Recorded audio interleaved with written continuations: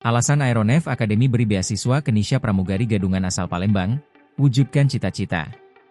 Aeronef Akademi memberikan bantuan berupa beasiswa untuk Hairun Nisha, 23, wanita asal Palembang, Sumatera Selatan, yang menyamar menjadi pramugari penerbangan batik air.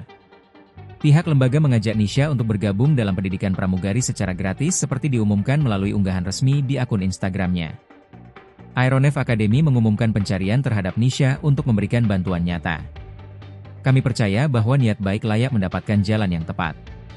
Untuk itu, kami secara resmi memanggil Kak Nisha untuk mengikuti pendidikan pramugari, 100% gratis, di Aeronef Indonesia, tulis akun resmi lembaga tersebut.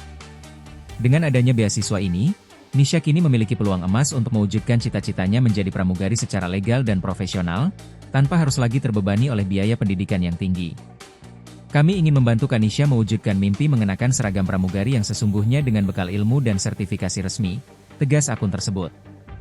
Hapus rasa trauma, kegagalan kemarin adalah pelajaran, bukan akhir dari segalanya. Fokus ke masa depan, cara terbaik membalas kebaikan orang tua adalah dengan benar-benar sukses menjadi pramugari.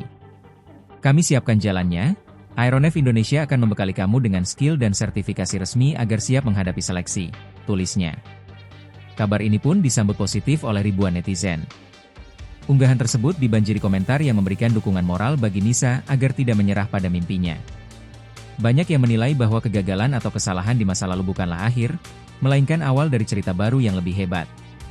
Diketahui, Aeronef Academy sendiri dikenal sebagai lembaga pelatihan awak kabin dengan konsep World Class Cabin Crew Training, yang berfokus pada pengembangan profesionalisme dan kesiapan kerja di industri penerbangan. Aeronef Academy berada di Kampung Inggris, Pare, Kabupaten Kediri, Jawa Timur, Indonesia. Alamat lengkapnya adalah Jalan Soekarno-Hatta nomor 71B, Bendo Kidul, Bendo, Pare, Kabupaten Kediri, Jawa Timur 64225. Kesempatan ini diharapkan dapat menjadi titik balik bagi Nisha untuk kembali bangkit dan melanjutkan perjuangannya meraih masa depan yang lebih baik.